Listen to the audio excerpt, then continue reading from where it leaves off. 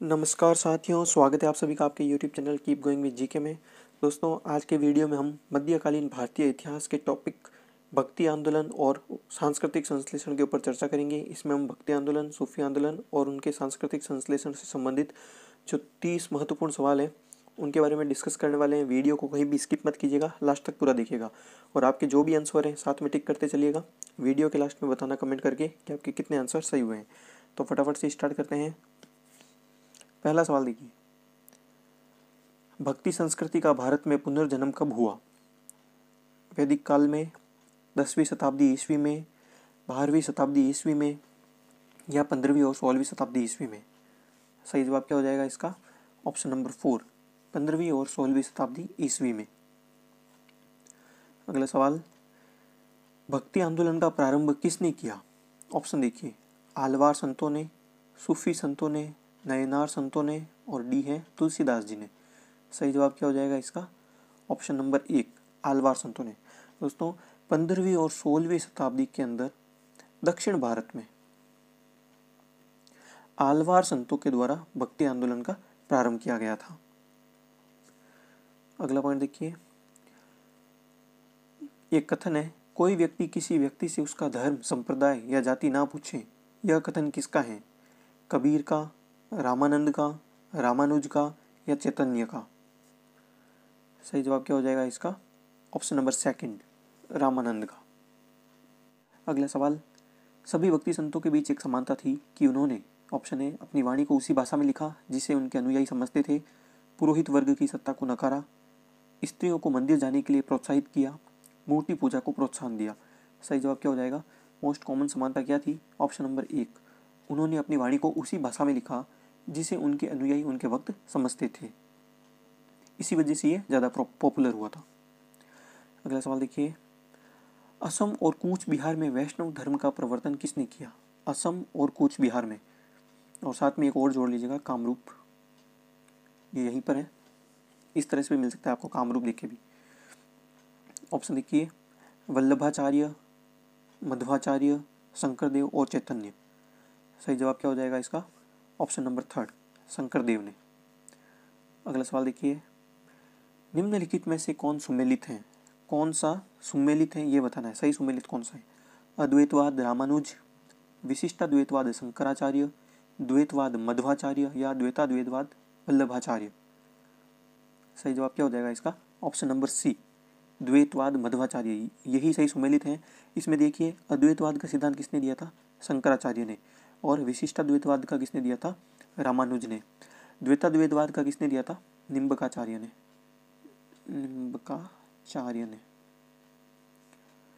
और वल्लभाचार्य ने कौन सा दिया था? शुद्धाद्वैतवाद।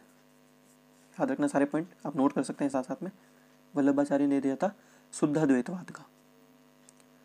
चलिए अगला सवाल देखिए, निम्नलिखित में से किस संत ने अपने संदेश के प्रचार हेतु हिंदी भाषा का प्रयोग सबसे पहले किया था? तुलसीदास जी ने, कबीर ने, रामानंद ने या दादू दयाल ने? सही जवाब क्या हो जाएगा? ऑप्शन नंबर 3, रामानंद ने।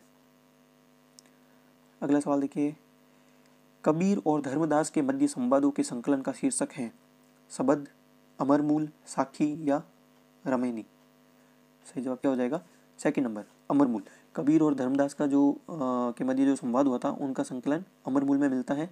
और ये जो सबद, साखी और रमैनी है ये कबीरदास की रचनाएं हैं, ये भी ध्यान रखना। अगला सवाल देखिए, निम्नलिखित में से कौन इस्लाम से प्रभावित हुआ? कौन सा हिंदू संत था? वल्लभाचार्य, कबीर, नामदेव या चैतन्य? सही जवाब क्या हो जाएगा इसका? Option number 3, Namdev. अगला सवाल देखिए, तुलसीदास किसके समकालीन थे? अकबर और जहांगीर के, शाहजहां के, औरंगजेब के या बाबर के? सही जवाब क्या होगा? ऑप्शन नंबर 1, तुलसीदास जी अकबर और जहांगीर दोनों के समकालीन थे। नेक्स्ट क्वेश्चन, शेख निजामुद्दीन औलिया किसके शिष्य थे? शेख अलाउद्दीन साबिर के, ख्वाजा मोइनुद्दीन चिश्ती के, बाबा फरीद के या शेख अहमद सरहिंदी के? सही जवाब क्या हो जाएगा? ऑप्शन नंबर 3, बाबा फरीद के शिष्य थे शेख निजामुद्दीन औलिया। शेख निजामुद्दीन औलिया जिन्होंने दिल्ली के 7 सुल्तानों का शासन देखा था।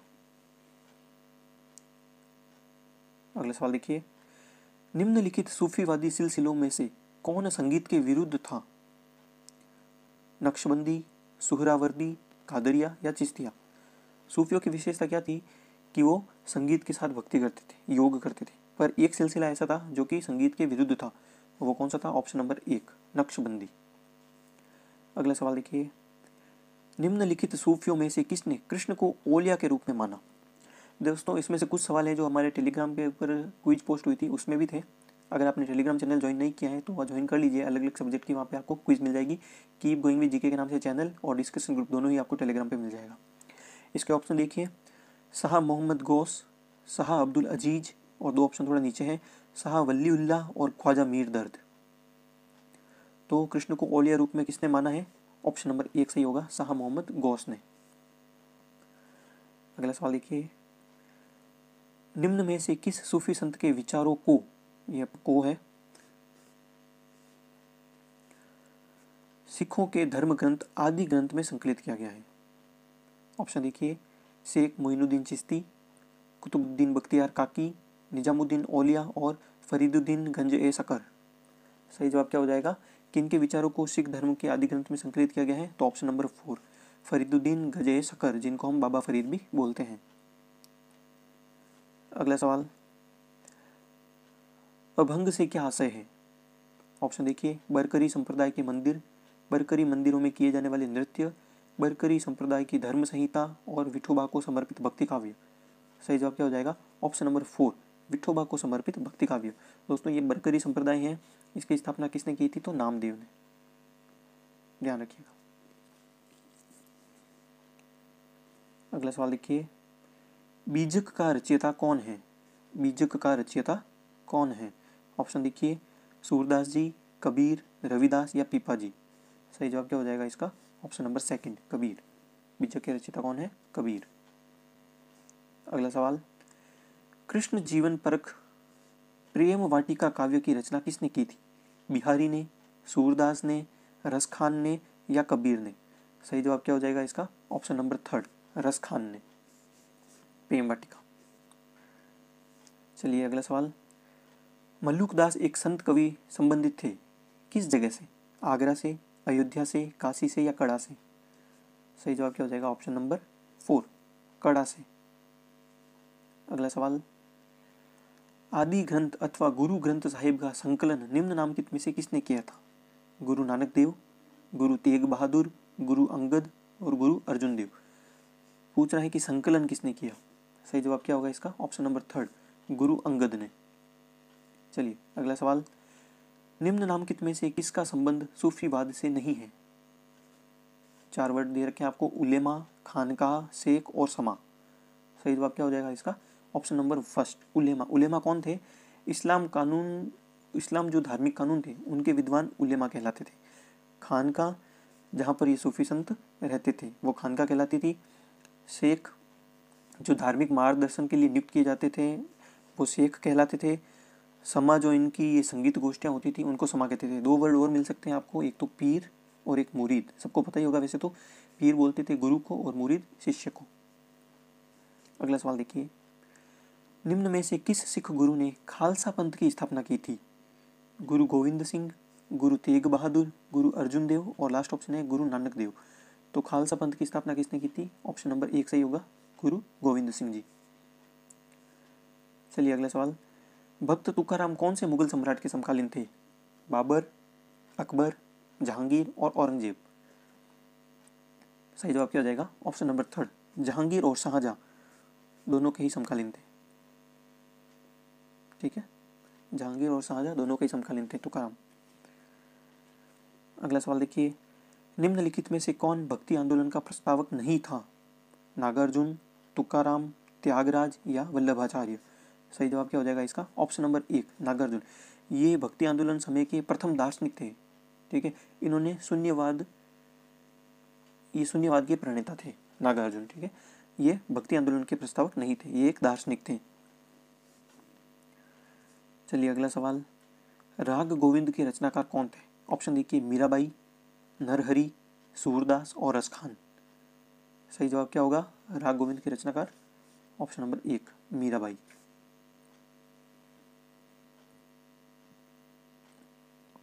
अगला सवाल देखिए, कौन सूफी संत महबूब ए इलाही कहलाता था? महबूब ए इलाही, ख्वाजा मोइनुद्दीन चिश्ती, बाबा फरीद, कुतुबुद्दीन बख्तियार काकी और निजामुद्दीन औलिया। महबूब इलाही कौन कहलाते थे? ऑप्शन नंबर 4 निजामुद्दीन औलिया। अगला सवाल, मध्यकालीन भारत का वह कौन सा संत कवि था जिसने षड दर्शन के मूल्यों को अस्वीकार किया तथा निफक मार्ग का अनुमोदन किया? ऑप्शन है कबीर, मल्लुकदास, दादू दयाल और रैदास। सही जवाब क्या हो जाएगा? ऑप्शन नंबर 3 दादू दयाल। अगला सवाल, निम्बार्क का संप्रदाय किस रूप में जाना जाता था? श्री संप्रदाय, ब्रह्म संप्रदाय, रुद्र संप्रदाय या सनक संप्रदाय? सही जवाब क्या हो जाएगा इसका? ऑप्शन नंबर 4 सनक संप्रदाय। इसको सनक संप्रदाय, सनकादि संप्रदाय या हंस संप्रदाय भी बोलते हैं। 4 नंबर ऑप्शन सही होगा। नेक्स्ट क्वेश्चन, भक्ति आंदोलन को राजस्थान में फैलाने वाले कौन थे? निम्बार्क, सूरदास, दादू दयाल और रैदास। सही जवाब क्या हो जाएगा? ऑप्शन नंबर 3 दादू दयाल। चलिए अगला सवाल देखते हैं, 84 वैष्णव की वार्ता का लेखक कौन था? ऑप्शन है विट्ठल स्वामी, विट्ठलनाथ, नंददास और कुंभनदास। सही जवाब क्या हो जाएगा? 84 वैष्णव वार्ता के लेखक कौन थे? Vitthalnath, option number 2।